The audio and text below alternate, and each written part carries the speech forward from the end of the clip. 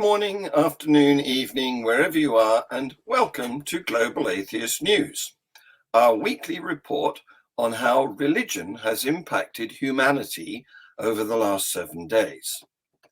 This week's headlines. Afghanistan's female TV presenters cover their faces. A secret girls' school defies the Taliban. Youths rampage as a Christian girl escapes lynching in Bauchi. A Trump-endorsed candidate says she'd vote to ban all contraceptives. Southern Baptist leaders covered up sex abuse and kept a secret database. Boko Haram terrorists kill 60 farmers in a mass attack in Borno, Nigeria. Instagram moderators say Iran offered them bribes to remove accounts. The Christian prophetess Kat Kerr speaks on what happens to babies who die. Passengers on a flight to Qatar can leave a message for Maradona in heaven. Taliban's Ministry for the Prevention of Vice and the Promotion of Virtue ordered that all women must wear a face veil in public or risk punishment, and this was extended to TV presenters from Saturday. The day before, some of them had defied the edict and kept their faces visible. One presenter said, "Women working in TV had resisted, but their employers had come under pressure."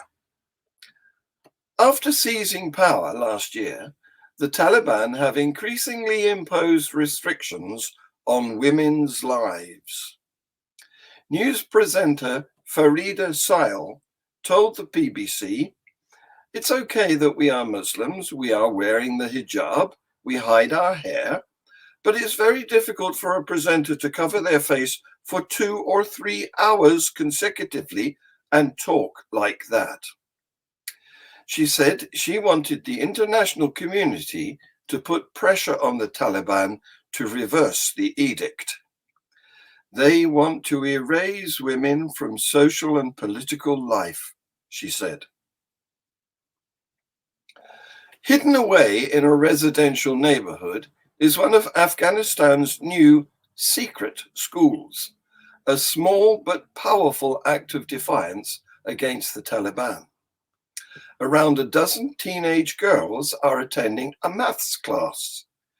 "We know about the threats and we do worry about them," the teacher tells us, but she adds, "Girls' education is worth any risk."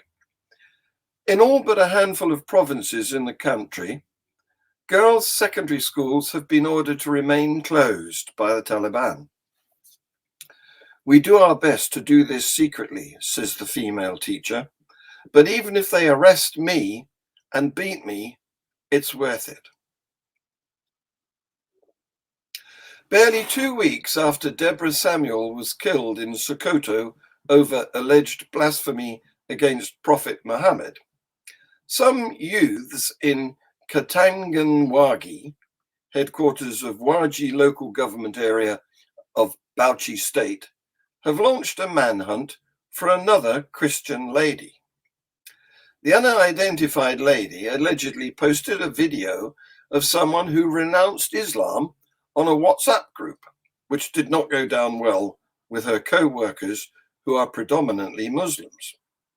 And the irate Muslim youths allegedly started destroying properties belonging to Christians after the planned attempt to lynch the girl failed on Friday. Donald Trump's pick for a Michigan State Senate seat, Jackie Eubanks, is promising to ban all birth control if she gets the chance. I guess we have to ask ourselves, would that ever come to a vote in the Michigan State Legislature? And if it should, I would have to side with it, Republican Jackie Eubanks said in a recent interview with Church Militant. See this video. First of all, just to go on the record, you're a faithful Catholic, meaning you believe everything the Church teaches? Yes. Everything? Yes. Everything? Yes. So you are, you see that the use of contraception is against natural moral law? Yes. Is destructive, a doorway to abortion, blah, blah, and all that and everything else? Yes. So, you know, you're the type of candidate for office that the left would be terrified of. You, since you support Catholicism and all of its teachings and so forth, you are automatically a hater. Yeah. You detest everybody who doesn't. You think everybody who's opposed to the church should be executed in the public square. That's the way they'll portray you. Sure. But talk about how important your faith is to you on the political level. You know, if laws or things are going to come up, we see everything going on with Roe, for example, right now, and all the left, becoming completely uncorked, losing their minds. The question, they're saying they're coming after your gay marriage next. They're coming after your birth control after that and everything else. Well, you know what? Yeah, absolutely. Yes. Yes. So we need to make a plain statement of fact, which is the reason why the West is great is because Western civilization's underpinning is Christianity. And Christendom was Catholic, majority Catholic, for the majority of Western civilization. And so you cannot have a successful society outside of the Christian moral order. And things like abortion and things like gay marriage are outside of the Christian moral order, and they lead to chaos and destruction and a culture of death, which is why we're seeing that today. We have abandoned the Christian moral order as a nation, and we are reaping that destruction. Do you think you are going to somehow be able to put up a stalwart defense against charges of, you just want a theocracy, you're one of these crazy extremists who blah, blah, blah, blah, blah. First of all, I don't think there's anything wrong with being an extremist. I mean, Martin Luther King was an extremist. I mean, the idea that you're an extremist sort of paints in people's heads that, therefore nothing you say should be counted as having any meaning. Almost every good movement in the world was an extreme movement. I don't see what we believe is extreme at all. Right. This was what was normal for 2,000 years, okay? So things like no-fault divorce, things like abortion, things like gay marriage, all of those things were not legal. Even blasphemy was not legal in the United States until the latter half of the 20th century. Woohoo, 60 years of liberalism, and look where we are. Our society is heavily medicated, full of mental illness. There's been over 60 million children aborted. Children of divorce are, among the most depressed, and divorce is so widespread. This is abnormal. The society we're living in today is abnormal historically, and we internally feel that it's abnormal. But I think that the real radicals are the ones who decide that we're going to turn to a Marxist secular utopia on earth. Those are the ones who are really radical. I'm saying we need to return to God's moral order. That's not radical. No, it's not. Well, they say, okay, well, you're just trying to impose your morality on everybody else. How do you answer that? God's morality is for everybody, and it's the only thing that's going to give us a safe, prosperous, happy society. So if you ultimately want happiness, in the Declaration of Independence, the pursuit of happiness, you cannot have happiness outside of God's moral order. If you try to live outside of that, you're inevitably going to be miserable. Eubanks' comments are some of the most explicit from a conservative candidate about going after contraception. But some other Republicans have made clear that with abortion rights likely to be struck down this summer, they're starting to eye contraception restrictions as well. Republican politicians have started talking about Griswold versus Connecticut as another case they'd like to see the Supreme Court overturn after Roe versus Wade. That could set the stage for future decisions that further restrict birth control protections, abortion, and marriage equality. Both sides of this debate are getting increasingly wild in their expressions. See this video.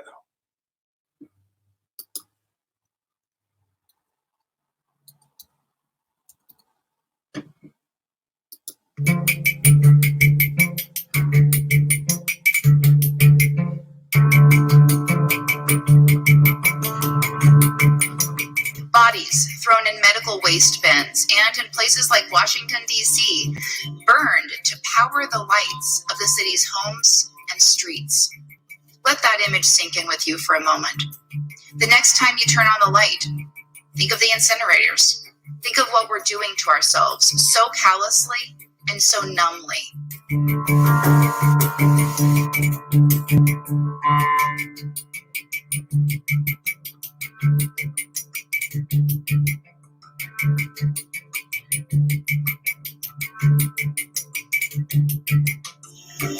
Do you support the right of a woman who is just seconds away from birthing a healthy child to have an abortion?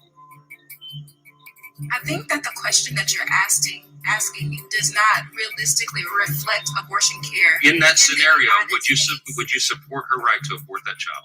I won't entertain theoreticals. It's not a theoretical, ma'am. You're a medical doctor. I am a medical doctor, and that has never happened. Never happened in your practice, ma'am, but it happens. How about if a child is halfway out of the birth canal? Is an abortion permissible then? Can you repeat your question? If a child is halfway delivered out of the birth canal, is it permissible to have an abortion? Would you support the right for an abortion then? I can't even fathom that. I'm not asking you if you...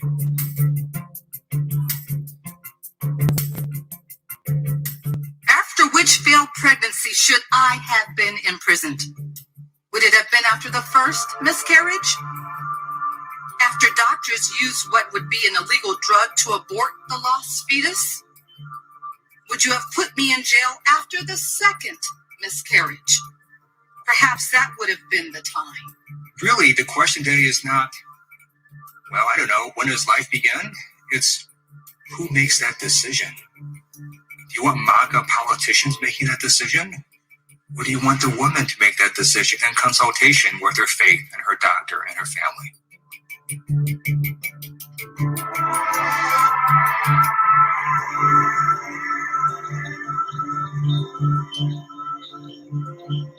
Think about that for a second. From the moment of fertilization, it's outrageous, and it's just the latest in a series of extreme laws around the country. Overturning Roe opens the door to restricting those rights.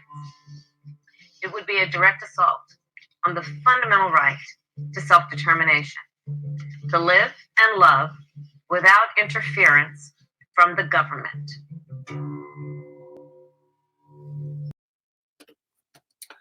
Leaders in the Southern Baptist Convention have released a major third-party investigation that found that sex abuse survivors were often ignored, minimized, and even vilified by top clergy in the USA's largest Protestant denomination. The findings include shocking new details about specific abuse cases and shine a light on how denominational leaders for decades actively resisted calls for abuse prevention and reform. Evidence in the report suggests leaders also lied to Southern Baptists over whether they could maintain a database of offenders to prevent more abuse when top leaders were actually keeping a private list for years. The report, the first investigation of its kind in a massive Protestant denomination like the Southern Baptists, is expected to send shockwaves throughout a conservative Christian community that has had intense internal battles over how to handle sex abuse. The 13 million member denomination, along with other religious institutions in the United States, has struggled with declining membership for the past 15 years. Its leaders have long resisted comparisons between its sexual abuse crisis and that of the Catholic Church, saying the total number of abuse cases among Southern Baptists was small. The investigation finds that for almost 2 decades, survivors of abuse and other concerned Southern Baptists have been contacting the Southern Baptist Convention's administration arm to report alleged child molesters and other accused abusers who were in the pulpit or employed as church staff members. Many of the cases referred to in the report were considered outside the statute of limitations, the time survivors can report sex abuse. So it's unclear how many abusers were criminally charged. Members of the Boko Haram sect have launched a large-scale attack, killing over 60 farmers in Ran, the headquarters of the Kala Balj local government area of Borno State. Several bullet injuries were seen in the bodies of the deceased farmers. Residents told reporters that many others are yet to be accounted for. The Boko Haram terrorists on motorcycles, armed with guns and machetes, surrounded their farms and started killing them one by one, a villager said. Over 50 people were buried in Ran on Monday, and more dead bodies have been found. The death toll is over 16 now. Boko Haram has increasingly targeted farmers, herders, and loggers, accusing them of spying and passing information to the Nigerian military. They have also been raiding herding communities and stealing cattle, a valuable commodity in the region, to fund their operations. Boko Haram and its offshoot, Islamic State West Africa Province, have become more ferocious in recent times. A Persian language content moderator for Instagram and a former content moderator have said Iranian intelligence officials offered them money to remove Instagram accounts of journalists and activists. I was offered 5,000 to 10,000 euros to delete an account. They were especially after removing Mazi Alinejad, the former reviewer told BBC Persian. Ms. Alinejad is an Iranian-American author and activist. Last year, the US Justice Department said Iranian officials sought to lure the New York-based journalist to a third country to kidnap her. Both content moderators also accused some Iranian colleagues of exhibiting pro-regime bias when reviewing posts on the photo-sharing service. They spoke to the BBC after many Iranian Instagram users complained that posts about recent anti-government protests in their country had been deleted. Instagram's owner, Meta Platforms, and the third-party company it uses to moderate content said there was no validity to the claims. Someone asked Christian prophetess Kat Kerr, what happens to babies who die?